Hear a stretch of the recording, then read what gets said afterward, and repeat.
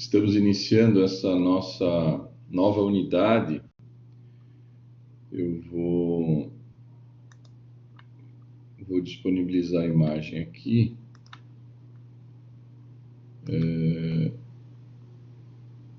Unidade 3. Nessa terça-feira, para iniciarmos o processo judicial tributário. Inicialmente, quero ressaltar a todos que ainda não consegui fazer a correção das duas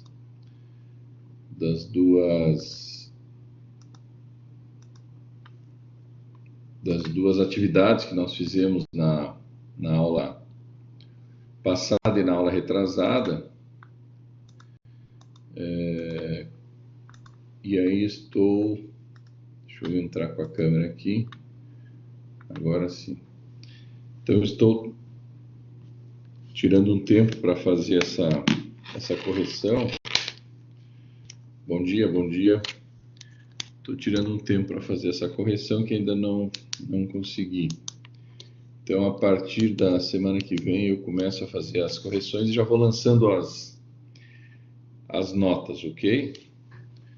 Então, peço desculpas por não ter lançado ainda as notas, né, das duas atividades, só ressaltando, né, que nós fizemos a primeira atividade da M2, que foi uma impugnação, né, ao lançamento de um tributo, e a segunda, a primeira peça foi uma repetição de indébito administrativa, que alguns chamaram de impugnação, mas no fundo nos pedidos, alguns pediram a restituição do valor pago indevidamente, e a segunda peça, sim, seria uma impugnação. Então, vocês confundiram um pouco, né, entre uma e outra. Deixa eu desligar aqui o celular, para que não fique apitando aqui. Então, as duas peças administrativas que nós trabalhamos foram a primeira repetição de indébito, quando a pessoa é notificada para pagar e paga, e depois se dá conta que pagou indevidamente, aí tem que pedir a restituição, também chamada de repetição de indébito. E a segunda peça que nós fizemos na semana passada, que é a segunda nota da M2. Então, esta sim seria uma impugnação ao lançamento do tributo, porque não dizia o problema que o pagamento havia sido feito. Então, sempre que o estudo de caso, o problema, lá no exame da ordem, sei lá, no concurso, disser que o foi pago antecipadamente, o valor foi pago de forma incorreta, indevida, aí cabe a restituição do indébito ou a repetição do indébito. Quando a pessoa apenas é notificada para pagar um tributo e não paga, ela pode impugnar essa cobrança. Ela pode impugnar o lançamento e a cobrança acerca desse lançamento. Então, o lançamento é o que transforma uma simples obrigação tributária num crédito por parte do Estado. Então, o Estado, tendo um crédito, ele notifica a pessoa para pagar. Isso pode ser uma barreira, isso pode ser apreensão de mercadoria, isso pode ser num trabalho ordinário de fiscalização. Então, quando o estudo de caso fala que houve o pagamento, presta atenção se o pagamento é devido ou indevido. Se ele é indevido, cabe a repetição do indébito, no âmbito administrativo e no âmbito judicial, que nós vamos ver a partir de hoje também caberia no âmbito judicial. Mas como nós estávamos tratando do processo administrativo tributário, né, da unidade 2, então aquela peça era uma repetição de indébito administrativa, e a segunda peça, então, que foi a semana passada, seria a famosa impugnação ao lançamento tributário. Ou seja, a pessoa não concorda com aquilo que foi lançado, né, contra ele em termos de crédito tributário. E aí ele apresenta a impugnação, cabendo, inclusive, recurso aos órgãos superiores administrativos, caso ele não concorde com a decisão em primeira instância também da impugnação. Então, caberia também um recurso ordinário, caso esse fosse o problema. No caso específico, a gente apresentou um problema em que a pessoa foi notificada para pagar, teve a sua mercadoria apreendida, e ele, então, impugnou aquela... Aliás, foi o do imposto, né, do imposto do ICM, né, me parece que foi o ICM cobrado na exportação, E não cabe ICMS em exportação, está lá no artigo 155, parágrafo 2º, um dos incisos lá. Então, eu alertei vocês, olhem o artigo 155, que é os tributos estaduais. Vocês tinham que trabalhar também a questão da competência, porque como é que a Receita Federal vai cobrar um tributo que é estadual, que é o ICM. Então, havia uma preliminar de ilegitimidade ativa na cobrança do tributo e, no mérito, né, no pano de fundo, em termos de mérito, seria, então, a ausência da obrigação de pagar ICMS em exportação para o exterior. Tá ok? Bom, então eu vou abrir aqui o slide da unidade 3 e espero que na semana que vem eu já possa lançar as notas da M2. Então a gente vai começar a trabalhar agora o processo judicial tributário. Só deixa eu pegar um chimarrãozinho aqui, minha água. Já começamos o processo judicial tributário, ok? Só um pouquinho.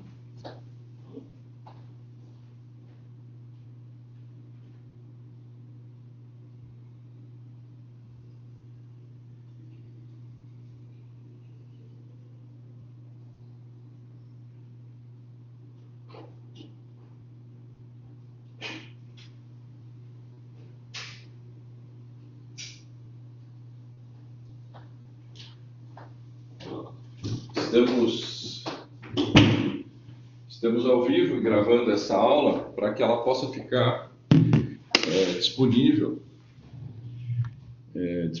para vocês. Então, nesse momento, a gente inicia efetivamente Deixa eu abrir um pouquinho novamente aqui a câmera para explicar algumas coisas para vocês. Olha só, nessa aula de hoje, né, que eu estou gravando, pergunto, vocês estão todos aí, os 8 colegas alunos que estão online, estão todos ouvindo, estão enxergando? A Amanda, Gisele, Lisandro, Bárbara, Claudete, Luísa, Manuel, Sheila. Ok, olha só.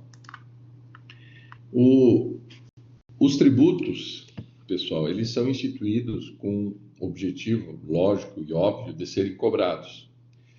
Então, a Constituição da República, ela dividiu, né, principalmente quando ela fala dos impostos, que é uma espécie tributária, ela dividiu em impostos federais, estaduais e municipais. Então, fica a cargo de cada um desses entes da federação, fica a cada um deles a competência para instituir estes impostos.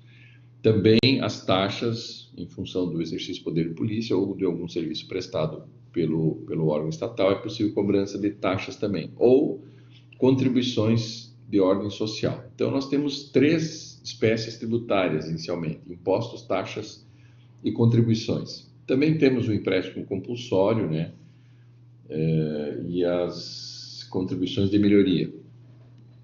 Mas o que eu quero ressaltar para vocês? Que os entes federativos, ao terem o poder para instituir tributo, o exercício da competência, eles devem, consequentemente, exercer também o poder da capacidade tributária. Então, eu quero diferenciar. Competência é o poder para instituir tributo. Capacidade é o poder para cobrar o tributo. São coisas diferentes. Num primeiro momento, tem que instituir o tributo por lei, em função do princípio da legalidade tributária, e num segundo momento, fiscalizar e cobrar o tributo. Esse trabalho de fiscalização e cobrança do tributo se dá, num primeiro momento, de forma administrativa, através dos processos administrativos tributários, que nós vimos nas últimas aulas, antes dos exercícios. Então, nós trabalhamos o processo administrativo tributário, que é o processo que cuida da cobrança, né, da determinação e da cobrança dos tributos em si. Esse trabalho administrativo, ele está previsto lá no artigo 3º do CTN, quando diz que o tributo é toda prestação pecuniária compulsória, instituída em lei, que não constitui sanção de ato ilícito e que será cobrado mediante atividade administrativa plenamente vinculada, ou seja, vinculada ao cargo. Se tu é prefeito, tu é obrigado a cobrar tributos municipais. Se tu é governador, tu é obrigado a cobrar tributos estaduais instituídos. Se tu é presidente da República, tu tem que equipar a União para cobrar os tributos federais. Então, essas duas etapas da instituição e da cobrança são etapas distintas. A primeira etapa é instituir os tributos por lei. A segunda etapa é cobrar os tributos. Para isso, precisa de uma organização administrativa. Esta primeira cobrança, que é de ordem administrativa, ela, às vezes, não alcança o resultado desejado, porque tem suas limitações. Então, o processo de fiscalização para determinar a existência de um tributo a ser pago e localizar o devedor é um trabalho de fiscalização. Isso pressupõe uma fiscalização. Então, nós damos a determinação e a exigência do crédito tributário. Leia-se isso, fiscalização.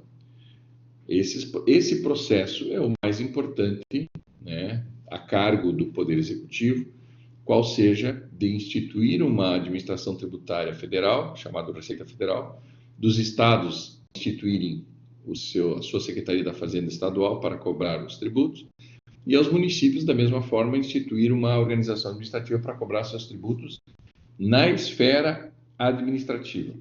Agora, se as pessoas não pagam os tributos, mesmo sendo fiscalizadas, mesmo sendo notificadas, as pessoas físicas ou jurídicas, qualquer pessoa que tem a obrigação de pagar o tributo, às vezes elas deixam de pagar o tributo, mesmo sendo fiscalizadas e cobradas, certo? E aí, no âmbito administrativo, a força do Estado, ela é limitada. Por exemplo, o Estado, ao cobrar um tributo, não pode penhorar um bem da pessoa, mesmo que seja um imóvel que deu origem, né, como fato gerador do IPTU. Não há previsão legal no Brasil de que um processo administrativo possa levar a algum bem imóvel ou móvel a penhora. Então, há uma limitação nesse trabalho, nessa exigência, nessa cobrança do tributo em si. E aí precisa ir para um outro campo de atuação. O Estado precisa recorrer ao Poder Judiciário. Então, veja, quem está determinando e exigindo o pagamento do tributo é o Poder Executivo. Quem autorizou a cobrar os tributos? Poder Legislativo. O Poder Legislativo institui os tributos, aprovando os projetos de leis de instituição dos tributos.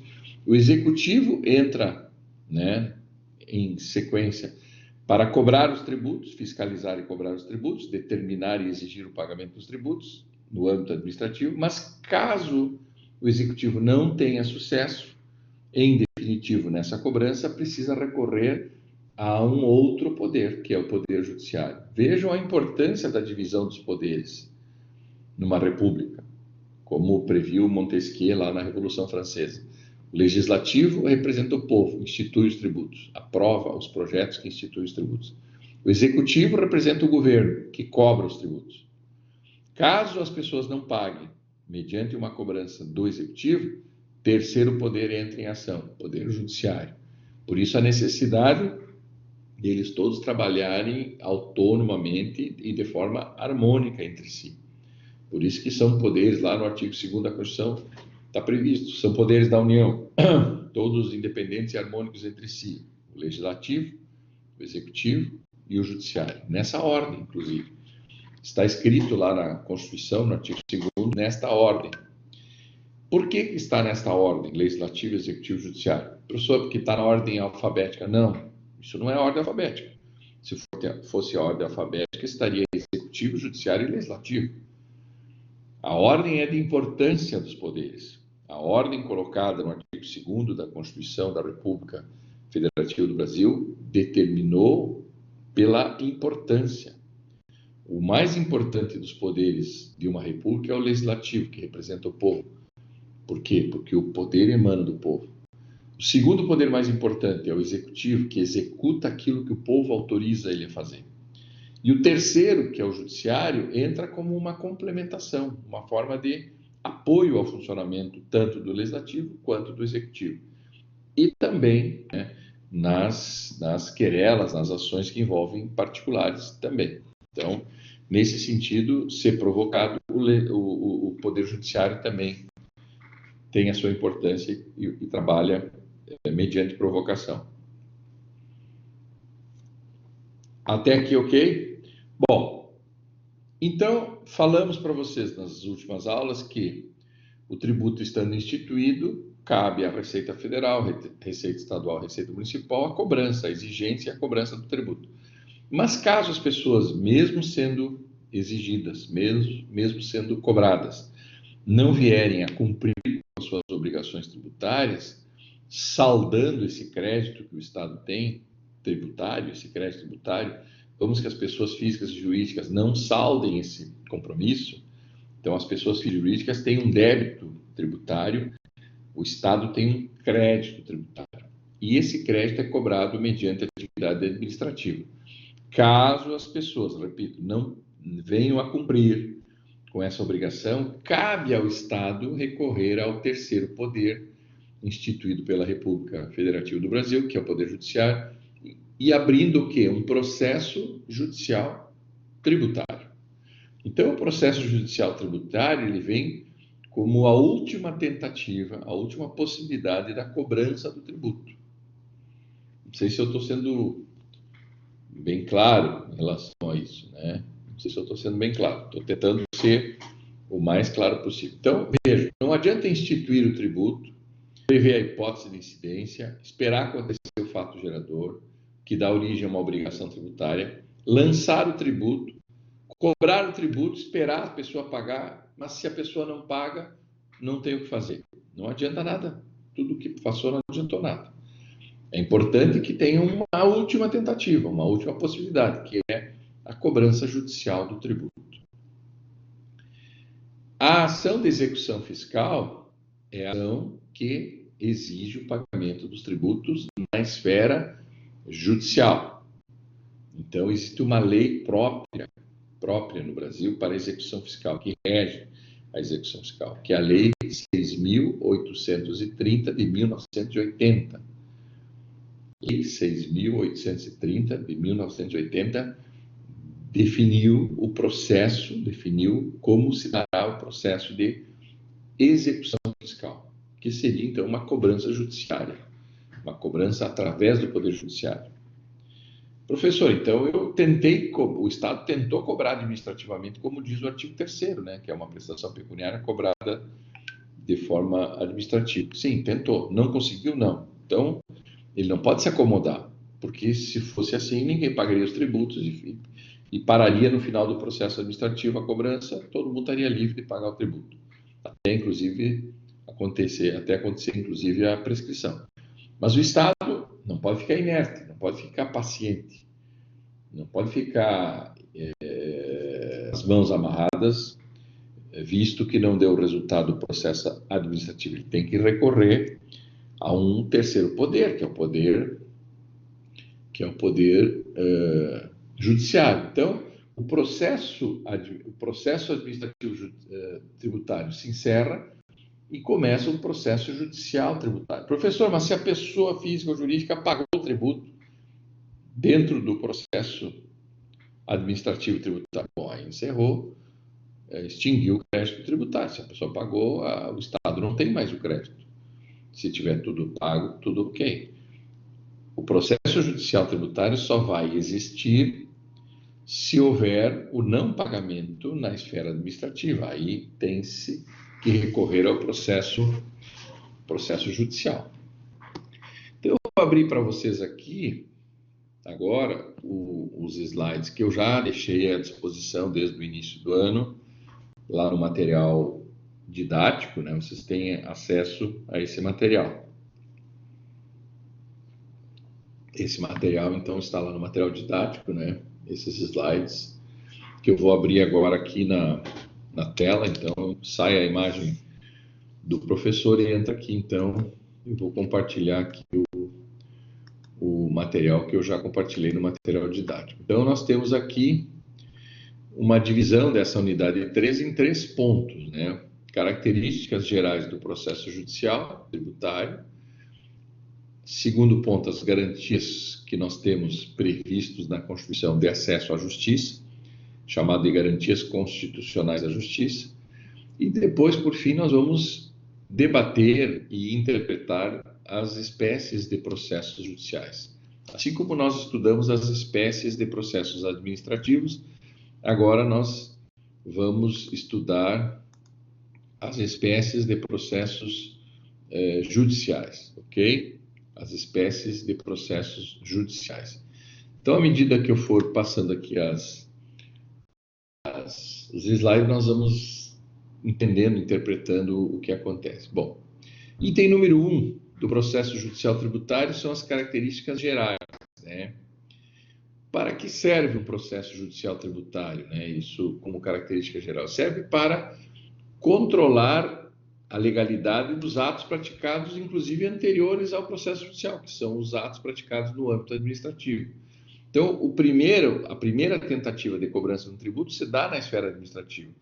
Se isso não dá resultado, o processo judicial vem para certificar se houve a legalidade dos atos administrativos e buscar a cobrança na esfera judicial. O processo administrativo seria o primeiro, né, o primeiro passo, a primeira atitude do ente federativo em busca da cobrança do seu crédito tributário. Então, o processo administrativo acontece antes, em tese, acontece antes do processo judiciário.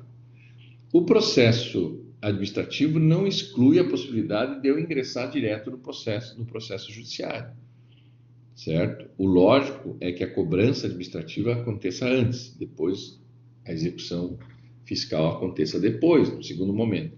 Mas nada impede, né, que se proponha uma execução fiscal, nada impede que o contribuinte ingresse em juízo, porque isso é um direito constitucional, antes mesmo de se encerrar o processo administrativo ou mesmo antes de se iniciar o processo administrativo tributário. Uma coisa não afasta a outra, deixo bem claro isso, né? O primeiro passo normalmente é um passo administrativo de cobrança do tributo e de defesa dos interesses também dos contribuintes, e o segundo passo, então, em tese, seria o judiciário, né? O processo judiciário. Mas o processo judicial, ele não precisa aguardar, né, a ocorrência do processo administrativo para que ele venha acontecer. Uma coisa é importante ressaltar: caso, por exemplo, a pessoa ingresse com uma repetição de indébito, aquela peça que vocês teriam que fazer e fizeram, a primeira peça que eu apliquei para vocês na M2. Eu disse que o contribuinte havia feito um pagamento e depois ele se deu conta que o pagamento era indevido, e a peça administrativa para reaver esse pagamento indevido seria a repetição do indébito, certo? Então, eu pergunto para vocês, ele protocolou uma repetição de indébito ou uma restituição do valor pago indevidamente no âmbito administrativo. A pergunta que vem é, ele poderia ingressar com uma ação de repetição de indébito já direto no Poder Judiciário, baseado nisso que eu falei agora para vocês? Sim ou não? Precisaria entrar com uma repetição de indébito administrativa ou poderia entrar com uma ação de repetição de indébito judicial já de pronto? Essa é uma questão importante de ser debatida aqui nesse momento. Então, não sei como é que vocês entenderam até aqui. Poderia entrar, diz a Bárbara. Ok, o processo administrativo não exclui o direito ao ingresso no judiciário. Foi o que eu disse agora aqui nesse slide. Então, vejam bem, nós advogados, quando advogamos para alguém, nós temos essas duas possibilidades. A pessoa nos procura dizendo, olha, doutor, eu paguei um tributo e depois me dei conta que eu paguei errado. Eu paguei a mais, eu paguei um tributo que eu não deveria ter pago, etc. Preste atenção nesse exemplo. E aí tu diz para ele, meu amigo, eu tenho duas oportunidades de recuperar esse valor pago indevidamente. Eu posso entrar com um pedido administrativo, que é uma repetição de indébito administrativa, e eu posso entrar no Poder Judiciário com esse mesmo pedido. Aí vem a questão, se eu ingressar, olha, Presta atenção no detalhe. Se eu ingressar com um pedido administrativo e a Receita Federal, Estadual, Municipal, vai depender, claro, do tributo envolvido, resolver devolver o valor pago, já no âmbito administrativo, eles entenderam que tu está certo, teus argumentos estão corretos, a tua base legal está perfeita, e eles resolvem te devolver o dinheiro no âmbito administrativo. Tu fez um pedido de restituição do valor pago indevidamente no âmbito administrativo. E a Receita Federal resolve julgar procedente esse teu pedido. A pergunta é, tu vai ter honorários de sucumbência? Sim ou não? Um pedido administrativo, tu tens honorários, o direito aos honorários de sucumbência? Segunda pergunta que eu estou fazendo para vocês aqui. Sim ou não? Eu estou pedindo um valor da restituição de um valor pago indevidamente, no âmbito administrativo. A pergunta é, se eles julgarem procedente o teu pedido, tem honorários? O que disse a Claudete aqui? Não. Exato, não tem direito a honorários de sucumbência. Não deveria, porque não tem previsão legal, Eduardo, não tem previsão legal. O deveria aqui no âmbito do direito é se tem previsão legal. Se não tem previsão legal, não deveria. Né? Nós trabalhamos no direito positivo, o que está dito no direito para nós é a regra. Então, não há previsão de pagamento de honorários de sucumbência no âmbito administrativo. Certo? Então, o que o advogado, às vezes, decide? Se a ação é grande, se o valor é enorme, se o valor é um valor considerável, o advogado nem fala para o cliente, ó, meu amigo, vou entrar com pedido administrativo. O advogado não diz isso, ele pega uma procuração para o escritório dele, para ele, e protocola o quê? Se ele entende que vai ser julgado procedente a ação, porque o direito é cristalino, ele vai entrar diretamente com uma ação judicial de restituição do valor pago indevidamente, ou uma ação de repetição de indébito. Por quê? Porque nesse caso, ingressando no Poder Judiciário, né, entrando com um processo judicial tributário de repetição de indébito, que é o exemplo que eu estou dando aqui, ele vai ganhar os honorários de sucumbência. O judiciário, às vezes, questiona o pedido administrativo? Às vezes, sim. No caso, quem decide é um conselho da Receita Federal. Ali. Agora é um colegiado de primeira instância e depois tem um colegiado de segunda instância. O judiciário, quem decide é o juiz, certo? Então, o juiz não tem interferência do interesse da União em arrecadar, ou do interesse do Estado, ou do interesse do município. O judiciário, em tese, trabalha com independência, né, com autonomia. Então, se o juiz entender que tu tem direito, ele vai conceder a restituição do valor pago indevidamente. Se ele não entender assim, vai julgar improcedente. Mas vejam, quando tu tens na mão um crédito pago indevidamente por parte de um cliente, e tu entende que o direito é líquido e certo, o certo e o aconselhável, na minha experiência, é que tu ingresse com um processo judicial tributário de repetição de indébito. Por quê? Porque aí tu ganha do teu cliente honorários e tu ganha da sucumbência, que é o Estado que vai te pagar depois o que ele for condenado a pagar como sucumbência. Então vejam que nas ações de repetição de indébito, onde há restituição do valor pago indevidamente, tem que estar atento para esse detalhe. Ah, professor, mas o valor é tão pequeno, o valor é irrisório, o direito é tão líquido e certo e o valor é irrisório. Eu vou fazer um pedido simples, um pedido administrativo, naqueles formulários que eu passei para vocês. Vou fazer um formulário daqueles, vou preencher. E não precisa nem advogado para fazer esse pedido no âmbito administrativo. Não vai ter honorário de sucumbência, mas tu vai resolver o problema do teu cliente ou ele vai resolver sozinho. Agora, quando o valor envolvido é um valor considerável, um pagamento de anos que a pessoa vem pagando de forma errada, um tributo X, e o Estado vem cobrando de forma errada um tributo X, dependendo do valor, o que deve ser feito? Uma ação de repetição de débito no âmbito judicial, bem embasada, bem justificada, para poder conseguir a restituição. Conseguindo essa restituição do indébito, o teu cliente vai ficar satisfeito, vai te pagar honorários e ainda tu vai ter o direito aos honorários de sucumbência, como previsto lá no Estatuto do Advogado. Tá ok? Vamos adiante. A segunda característica do processo tributário é que, em regra, não existe leis processuais para o processo judicial tributário, leis processuais específicas para o processo judicial tributário.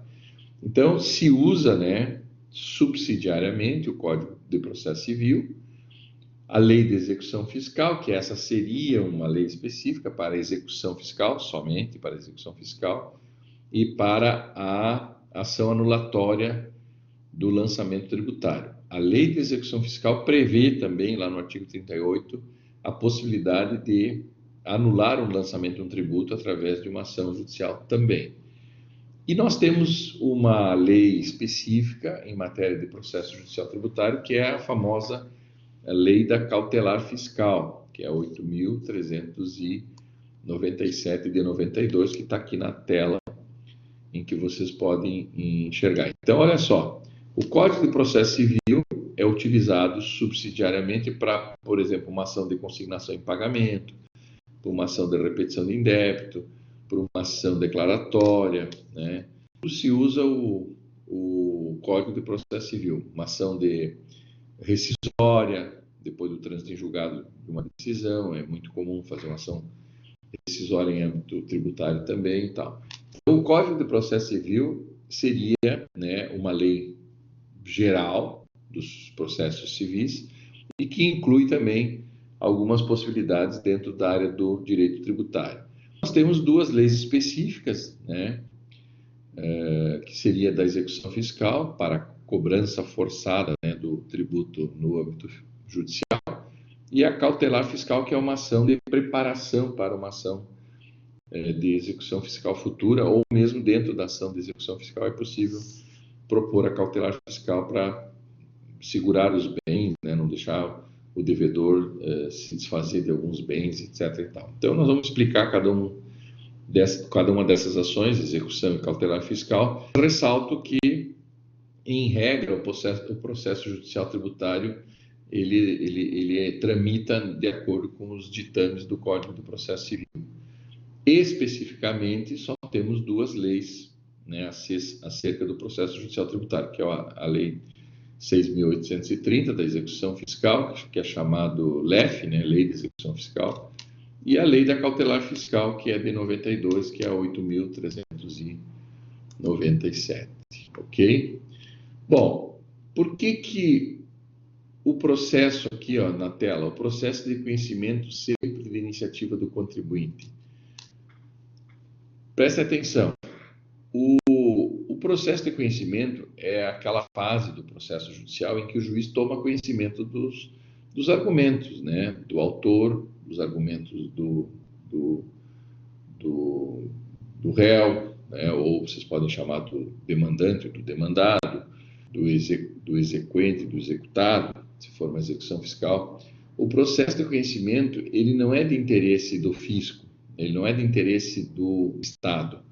Por quê? Porque o Estado tem, em tese, um documento chamado certidão de dívida ativa, que ele pode executar essa dívida diretamente na justiça, sem ter que provar novamente a origem desse crédito tributário, porque essa prova já se deu no âmbito administrativo. Então, por isso que aqui eu estou colocando, como característica geral, que o processo de conhecimento, travar o processo de conhecimento, discutir a origem dos débitos tributários da pessoa ou os créditos que o Estado tem, é de iniciativa somente, por interesse do contribuinte, porque o contribuinte, esse sim pode, ao contestar uma ação, ao embargar uma ação de execução fiscal, ele pode dizer, olha, eu não devo isso, esse tributo não é devido, eu não sou essa pessoa que vocês estão cobrando aí, eu sou outra pessoa, esse tributo eu nem dei origem a ele, eu não pratiquei fato gerador para dar origem a esse tributo. Então,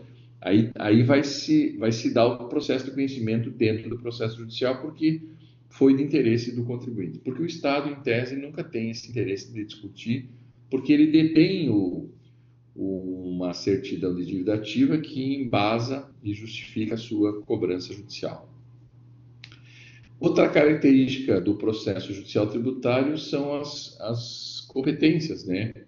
Por exemplo, tributos federais devem ser tramitados os processos na Justiça Federal, independente se existe Justiça Federal no domicílio do devedor ou não, do pretenso devedor ou não. Os tributos estaduais e municipais tramitarão na Justiça Estadual. Então, vocês têm que identificar inicialmente se o tributo é federal, estadual ou municipal. Se for imposto de renda, por exemplo, é um tributo federal, vai tramitar a execução fiscal para a cobrança de imposto de renda de quem não pagou, vai tramitar na Justiça Federal, por exemplo. Já a cobrança ou a execução de uma cobrança, né, uma execução fiscal acerca da cobrança de um tributo estadual, como o ICMS, por exemplo, vai tramitar na Justiça Estadual, ok? E quando for tributo municipal, por exemplo, a execução fiscal de IPTU não pago por algum cidadão do município, também tramitará na Justiça Estadual, até porque no Brasil nós não temos a Justiça Municipal, né? É uma carência na nossa divisão federativa e na divisão dos poderes, essa figura da Justiça Municipal. Vejam e ressalto que a União tem legislativo,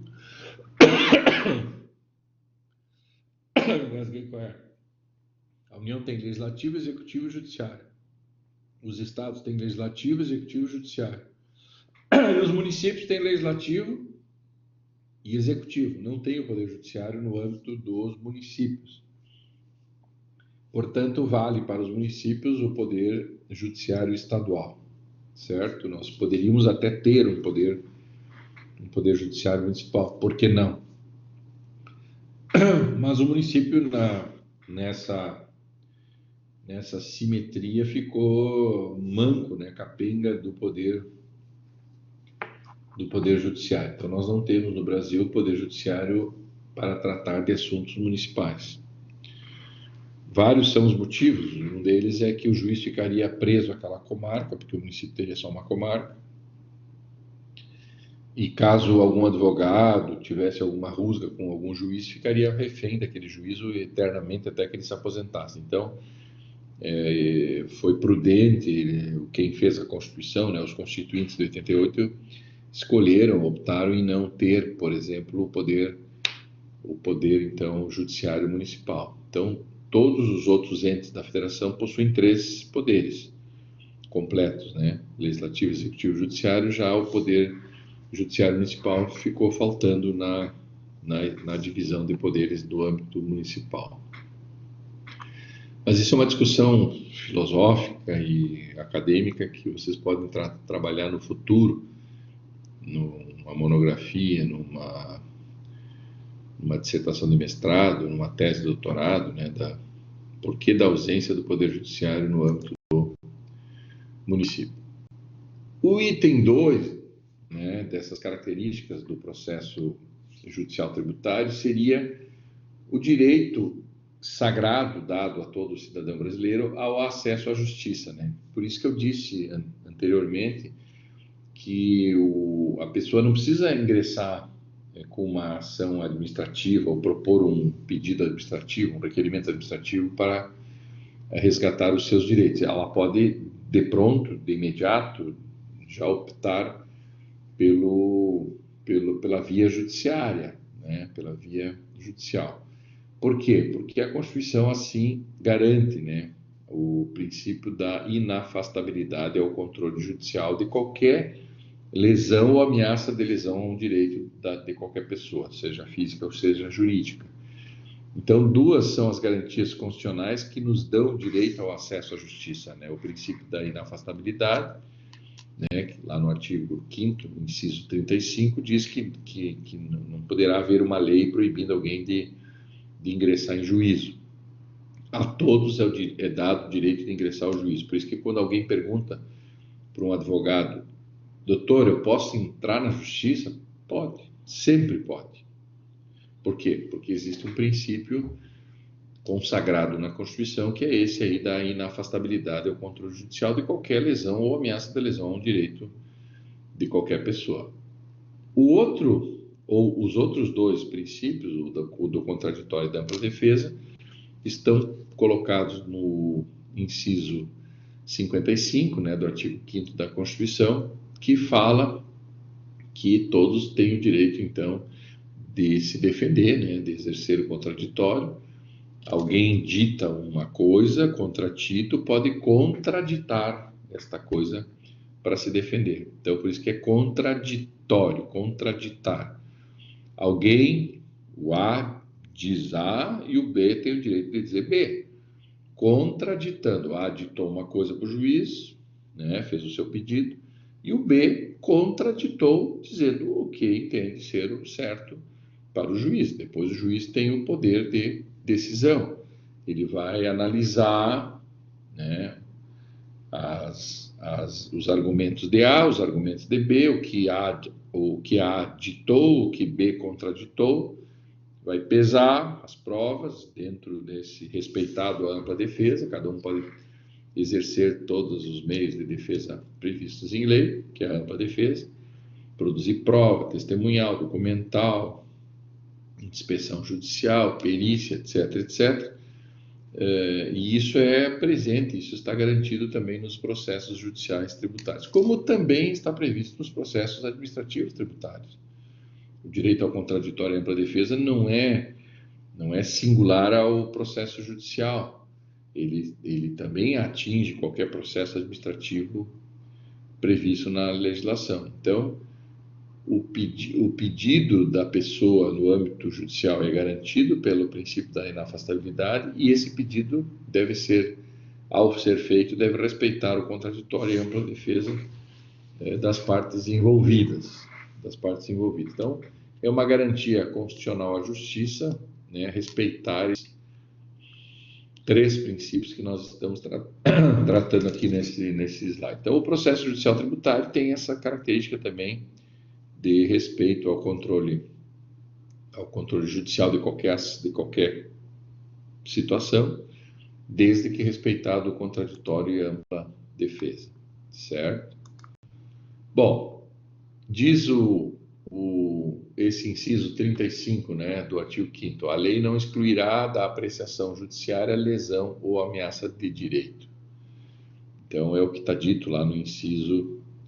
Eu só transcrevi aqui, né, na letra A, aqui, o inciso 35 do artigo 5º, que diz que nenhuma lei, né, excluirá da apreciação judiciária. Ou seja, não pode ser produzido no Brasil uma lei dizendo que tu não pode ingressar em juízo quando tu tem um direito ameaçado, né, ou já teve o teu direito lesado. A lei em si, depois de instituída, não causa prejuízo a ninguém, não lesa ninguém, mas a incidência dela a um caso concreto pode lesar o direito, pode ocasionar lesão ao direito.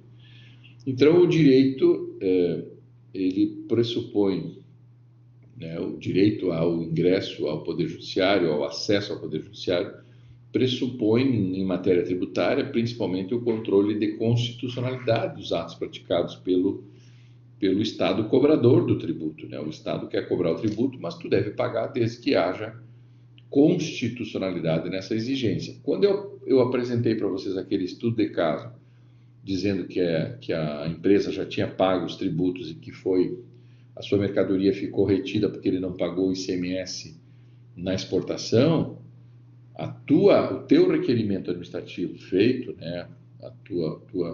E aí a pessoa, eu não lembro se foi esse o caso que a pessoa pagou, o direito de restituir o valor é em função do controle de constitucionalidade, porque a Constituição não prevê pagamento de tributo de ICM em produto exportado para o exterior. Então, tem que buscar na Constituição quais são os motivos dessa inconstitucionalidade, o que está sendo ferido nessa inconstitucionalidade. Então, as garantias constitucionais da justiça, normalmente em matéria tributária, são afetas às previsões constitucionais. Por isso que o exame da ordem, como ele é unificado no Brasil inteiro, ele não tem como trabalhar leis específicas de estados e municípios, como era no início. O exame da ordem era por estado, então o estado podia fazer perguntas sobre uma lei do ICM do estado. Agora, como o exame da ordem ele é unificado no Brasil inteiro, os estudos de caso, né, normalmente envolvem um controle de constitucionalidade, alguma coisa que aconteceu que fere a Constituição e que dá o direito ao teu cliente ou à pessoa envolvida naquele estudo de caso. Nós temos também como uma garantia constitucional à justiça o direito de terceiros, né, envolvidos na relação jurídica tributária. O que quer dizer isso na prática? Por exemplo, tu comprou um veículo, vou dar esse exemplo, tu comprou um veículo, lá na nota fiscal está embutido, está previsto, está expresso lá quanto é que tu recolheu, embutido no preço que tu pagou pelo veículo, quanto é que tu pagou de ICMS, de Imposto sobre Circulação de Mercadoria, e quanto tu pagou de IPI. Caso essa cobrança tiver sido irregular, por exemplo, esse valor tiver sido calculado a mais e tu pagou esse valor a mais pelo veículo incluído o ICMS, quem tem o direito de restituir esse valor é quem pagou, de fato, que foi o consumidor final. Professor, mas a nota fiscal ela foi emitida pelo dono da concessionária que vendeu o carro.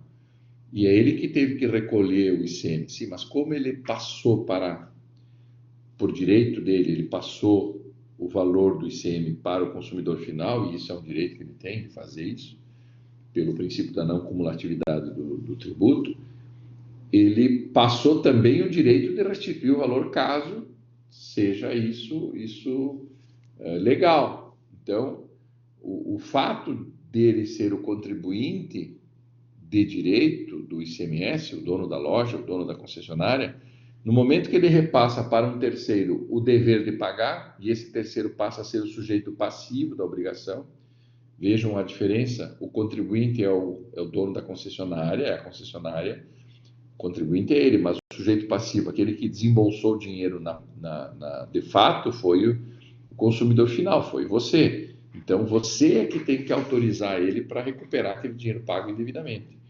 Embora ele seja o contribuinte, você é o sujeito passivo. E nessa situação, os processos judiciais têm que respeitar esse interesse de terceiros envolvidos na relação jurídica tributária. No IPTU também, quando a pessoa aluga, né, o inquilino aluga um imóvel, estiver previsto no contrato que ele será o responsável pelo pagamento do IPTU, qualquer pagamento a maior que ele venha fazer, não dá o direito ao proprietário requerer a devolução sem autorização expressa do que, de fato, desembolsou o dinheiro, que é o inquilino. Desde que isso, logicamente, esteja previsto no contrato, como sendo ele o responsável pelo pagamento do IPTU. Por isso que é uma característica diferenciada do processo judicial, no caso tributário, dos outros processos que nós temos visto até agora. Alguma dúvida acerca disso? Dessas garantias constitucionais à justiça, desse interesse de terceiros, no caso? Inclusive, tem decisões já do STF, Vitor e Eduardo, que dizem o seguinte, que para que a pessoa do contribuinte ingresse com um pedido de restituição de indébito, por exemplo, de repetição de indébito, acerca de um tributo que o sujeito passivo é outra pessoa, ele tem que ter autorização expressa daquela terceira pessoa para que ele possa requerer a devolução do valor. Porque, de fato, quem pagou foi o cara que comprou o carro. De fato, quem pagou foi quem comprou o carro, foi a concessionária. Embora a lei do ICMS diga que o contribuinte do ICMS é o vendedor do carro, que seria a concessionária.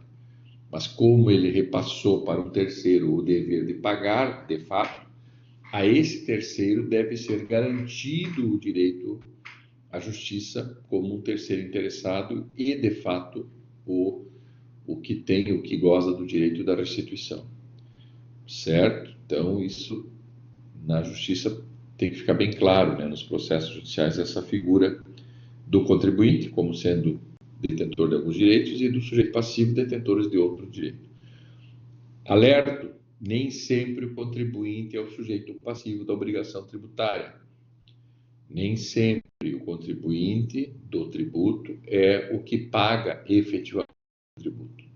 Quem paga efetivamente o tributo é o sujeito passivo da ação, conforme previsão legal. Por exemplo, na contribuição previdenciária, o contribuinte da parte do empregado, eu sou funcionário da Univale, professor. A Univale, ela é contribuinte e sujeito passivo ao mesmo tempo da contribuição patronal da minha previdência, certo? Do meu regime de previdência.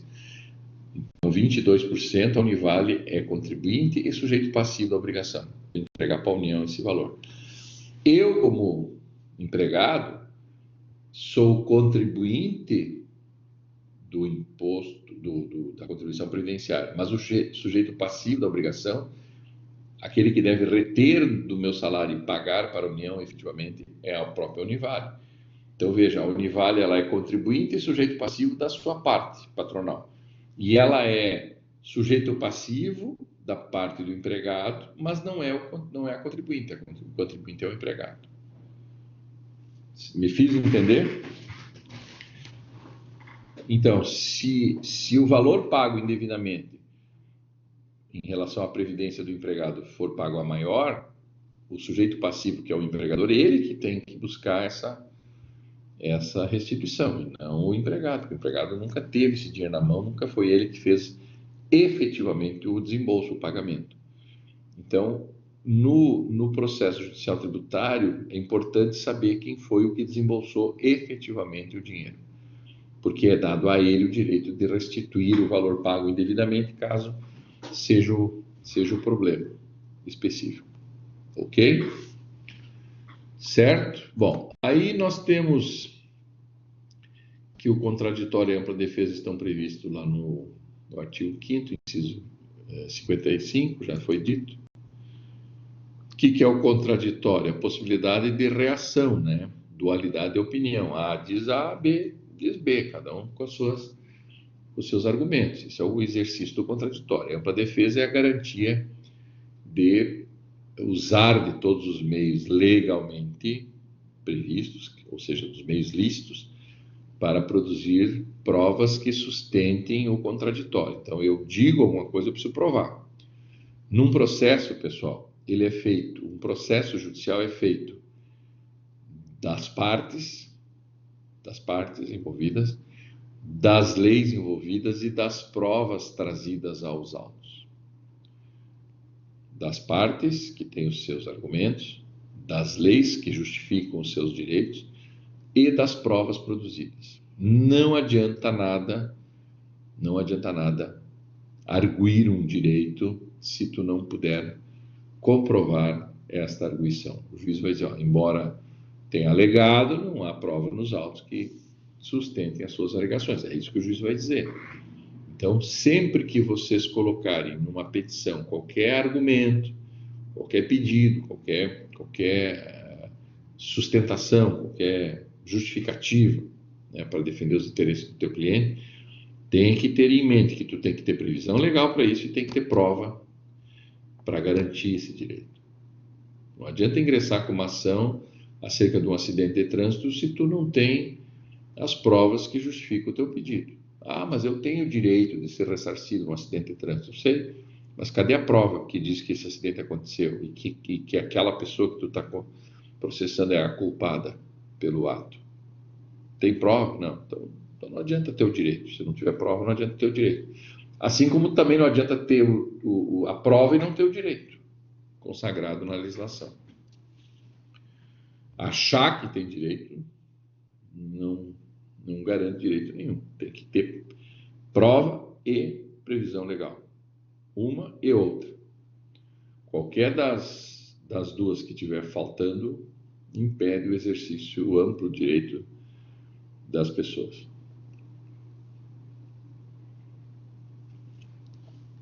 Legal? Vamos adiante. Para que serve? Quais os objetivos dos processos judiciais, inclusive o tributário, né, o processo judicial tributário? Vocês já sabem isso, vocês já estão se formando. Compor os conflitos, né, fazer valer o direito, acautelar o direito das partes envolvidas. Isso são obviedades que eu coloquei aqui, mas só para lembrá-los, né, o processo judicial busca isso, né, a composição dos conflitos entre as pessoas físicas ou físicas e jurídicas, né, físicas entre si, jurídicas entre si, ou físicas com jurídicas entre si. Então, a composição dos conflitos, fazer valer o direito das partes envolvidas é o objetivo de qualquer processo judicial. Então, se o Estado está buscando cobrar um tributo através de uma execução fiscal, é porque ele entende que há esse direito incontroverso. E aí ele quer compor esse conflito com o devedor. O devedor, entendendo que não deve o tributo, tem o direito de exercer o contraditório, tem o direito de produzir provas, exercer ampla defesa. Então, o Estado diz A, o sujeito passivo da obrigação tributária diz B, né? E aí o juiz é que vai compor esse conflito, vai julgar de forma a solucionar este conflito. Para isso serve um processo judicial qualquer, principalmente o processo judicial tributário. Por exemplo, se tu ingressar com uma ação de repetição de indébito no Poder Judiciário, dizendo que tu pagou algo indevido, tu tem que demonstrar, tu tem que apresentar prova de que tu pagou. Cadê a guia de pagamento? Cadê o comprovante bancário que tu fez o pagamento? Isso é o mínimo, tu tem que ter essa prova. Não adianta só alegar que fez. A não ser que tu consiga, né, extrair da própria receita um comprovante de que tu realizou o pagamento. Senão tu tem que apresentar a guia de arrecadação, né, o depósito bancário feito para fazer frente a essa despesa. Ou seja, não adianta eu ter o direito consagrado em lei se eu não tiver prova de que eu fiz o pagamento indevido para poder receber a restituição. É necessário, então, o direito e as provas. Ambos devem estar presentes sempre, senão o juiz não vai dar, não vai julgar procedente. Bom, e o terceiro item que nós temos que trabalhar aqui nessa unidade 3 é as espécies de processos judiciais, tributários. Então, nós temos uma divisão de ações que são de iniciativa do fisco ou do Estado, nós temos de iniciativa do contribuinte, né, às vezes do sujeito passivo, às vezes seja o responsável pelo pagamento. Nós temos algumas ações de controle de constitucionalidade acerca da matéria tributária, né, que aí não é dado ao cidadão comum esse controle de constitucionalidade concentrada, porque só alguns entes, alguns órgãos, né, como a OAB, Ministério Público, etc., podem ingressar, o Poder Executivo, podem ingressar com ações de controle de constitucionalidade, e nós temos também algumas ações que são possíveis de serem interpostas por iniciativa popular, por exemplo, ou por iniciativa do representante popular, que é o Ministério Público, que representa os interesses do povo, o Ministério Público. Então, são ações que a gente chama ações da coletividade, ações populares, ações de improbidade, ações de crime de responsabilidade, etc., tal, que são ações ligadas também a esses processos judiciais. Bom, quais são as ações de iniciativa do Estado ou do fisco? A execução fiscal, a mais importante, que é aquela que cobra o tributo devido. A cautelar fiscal, que é aquela ação preparatória para uma execução fiscal, para se acautelar, para não deixar o contribuinte se desfazer dos bens, mudar sua condição financeira para não pagar um tributo devido. Então, a cautelar fiscal tem esse objetivo. E caso haja mudança de uma decisão, de uma condenação, haja uma mudança num tribunal superior, é possível, até 2 anos depois do trânsito em julgado, propor uma ação rescisória para desconstituir uma sentença que já transitou em julgado, desde que haja, aí em matéria tributária isso é muito comum, tu perde a ação e depois de um ano e meio, o STF, o STJ, se ela decide em algo contrário ao que o juiz decidiu na tua ação, e tu tem direito de desconstituir a sentença pela ação rescisória. E nós temos as ações de iniciativa do contribuinte. Nós vamos estudar cada uma delas a partir de agora. Então, nós temos o quê? A ação de exceção de pré-executividade, que não é uma ação prevista em lei, mas que é utilizada pela doutrina, doutrinariamente foi instituída pelo Pontes de Miranda, que era um falecido e proeminente advogado do Recife, né, lá de Pernambuco. A exceção de pré-executividade, as ações declaratórias, a ação anulatória de lançamento tributário, a ação de consignação e pagamento, a ação mais famosa, que é a ação da repetição de indébito, quando se busca dinheiro pago indevidamente em matéria tributária, o mandado de segurança, pela Lei 12.016, de 2009, e a ação rescisória, que também cabe para o contribuinte, caso ele tenha uma decisão de um tribunal contrário a uma decisão contrária a ele e transitado em julgado, também é possível. Então, aqui nós dividimos, nesse quadro, nós temos a divisão das ações que são de interesse do fisco e as ações no lado direito que são de interesses do contribuinte. As ações de interesse do contribuinte são em número maior, né? As ações de iniciativa do Estado ou do fisco, a principal é a execução fiscal, é a cobrança do tributo na esfera judicial. E as ações de iniciativa do contribuinte são as ações colocadas à sua disposição normalmente pelo Código de Processo Civil, como eu falei anteriormente, para defesa dos seus interesses, como dizia o Brizola, ok?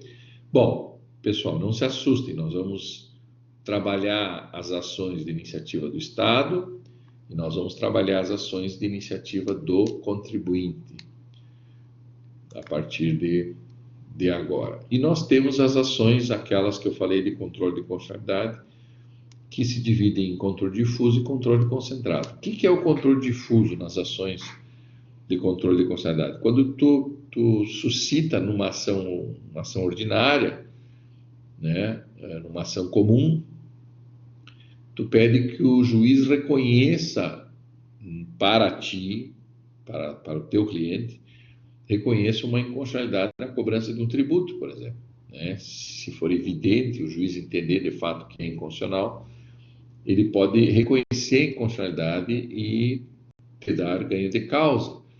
E isso a gente chama de controle difuso, ou seja, em qualquer ação, em primeira instância, poderá requerer o reconhecimento da inconstitucionalidade de uma lei tributária, por exemplo. Então, esse controle feito e difundido entre todos os juízes e todas as comarcas, a gente chama de controle difuso. O controle concentrado só pode ser interposto, né, através de uma ADIM, ação direta de inconstitucionalidade, alguns órgãos previstos lá no artigo 103 da Constituição. Lá tem uma lista de quem pode fazer controle, exercer o controle concentrado de constitucionalidade via direta.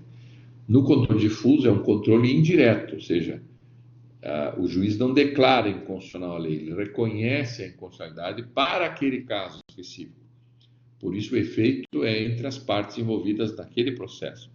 No controle concentrado, não, o juiz reconhece, no caso o tribunal, né, reconhece a inconstitucionalidade da lei e é com efeito erga omnes, ou seja, um efeito estendido a todas as pessoas, mesmo as que não estão envolvidas no processo. E nós temos algumas espécies de processo judicial que são propostas por pessoas, no caso, eleitores, que é a ação popular. Então, se for feita uma lei que contraria os interesses públicos, dilapida o patrimônio público, é possível um cidadão comum ingressar com uma ação popular, em matéria tributária, inclusive. E as ações de iniciativa do Ministério Público são as ações civis públicas ou de entidades de representação de classe que podem também propor ações civis públicas, que são ações da coletividade. Então, aqui, pessoal, nós temos o quê? Nós temos, eu vou voltar um slide, ó, ações de iniciativa do fisco, no lado esquerdo, no lado direito, as ações de iniciativa do contribuinte, e aqui nesse outro slide, as ações de controle de constitucionalidade, que são todos processos judiciais, logicamente, estamos tratando disso, e as ações de interesse da coletividade, do coletivo, que são as ações populares, e as ações civis públicas normalmente propostas pelo Ministério Público em defesa dos interesses comuns. Legal? Bom, a primeira espécie de processo judicial tributário que nós vamos ver agora é o processo de execução fiscal. Por que a gente começa pelo processo de execução fiscal, pessoal? Até aqui está ok? Não sei se eu estou indo rápido demais, não sei se está cansativo. Se vocês querem continuar ou querem que a gente inicie eu posso iniciar na semana que vem os processos, se vocês acharem que está ok, se está cansativo, a gente pode parar aqui e se ater às espécies a partir da semana que vem. Não é na próxima semana, então vamos fazer assim, a semana que vem, que a gente vai estar mais tranquilo, já passou a eleição e tal, nós vamos iniciar esse item 4, que são as espécies de processo judicial, certo? Então, aqueles de interesse do fisco, nós vamos ver inicialmente, depois os processos de interesse dos contribuintes, ok?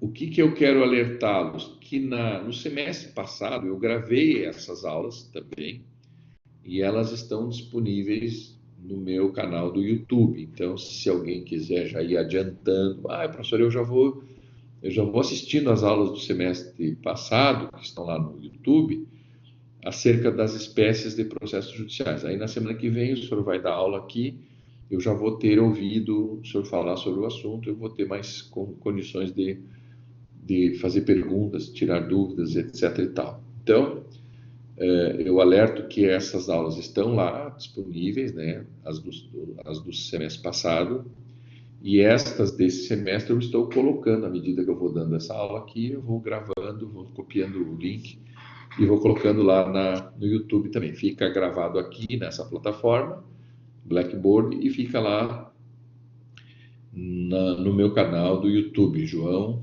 Emil, né? Vocês já têm acesso a esse canal. Então, lá vocês já têm as aulas deste ano e já têm as aulas do ano passado. As aulas do ano passado foram até o final desse conteúdo, então se quiserem ir tipo maratona, né, do Netflix, aí adiantando algumas informações acerca da matéria, podem acessar lá, é importante que vocês já vão assistindo aquelas aulas e adiantando o trabalho.